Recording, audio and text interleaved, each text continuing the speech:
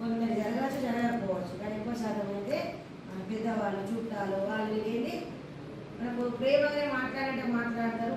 మన టచ్లో మనకు తెలుస్తుంది ఏమున్నది, అలా కళ్ళ చూపులో తెలుస్తుంది. ఇలా చూస్తున్నాం మనం, ఇలా ఎక్కడికి వెళ్ళినా బయట సమాజానికి వెళ్ళు, స్కూల్కి వెళ్ళు, కాలేజీకి వెళ్ళు, బస్కి వెళ్ళి ఏదైనా వెళ్ళు, మనకు అక్కడ అర్థమైపోతుంది.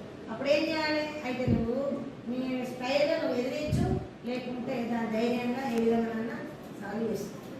కానీ వాళ్ళు అలా అన్నారు కదా నేను ఏం చేయాలి ఏం చేయాలి ఏం చేయాలి అంటూ మీరు పోతే ఎవరు చెప్పుకోలేని పరిస్థితి, నువ్వు బయట అవ్వదు. ఏదైనా కానీ మనం ఒకరు చెప్పుకుంటే షేర్ చేసుకుంటే దాని సొల్యూషన్ దొరుకుతుంది, అవునా కదా. అయితే మనకు ఉండే వాళ్ళతోటి వాళ్ళు ఎలా ఉన్నారు, వాళ్ళు దూరంగా ఉన్నారు. ఒక పిల్లలు ఎవరైనా ఏం చేస్తారు, అట్రాక్ట్ చేస్తారు. అది నిజమైన ప్రేమ కాదు.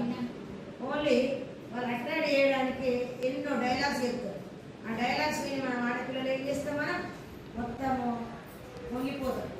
పొంగిపోయి ఎత్తుపోయి కింద పడతాం, అవునా కదా. అది కాదు, మన చదివే ముఖ్యం, ఫస్ట్ మన లైఫే ముఖ్యం. అవి వర్క్ అని మీరు నొప్పించకుండా ఒప్పించాలి ఎక్కువ శాతం. కొందరు ఏం చేస్తే ఎదిరిస్తే దాడి చేస్తాం, మనం ఓకే అనేలాగా ఎంబడబడతాం. ఇంకా ఎన్నో రకాల ప్రయత్నాలు చేస్తాం.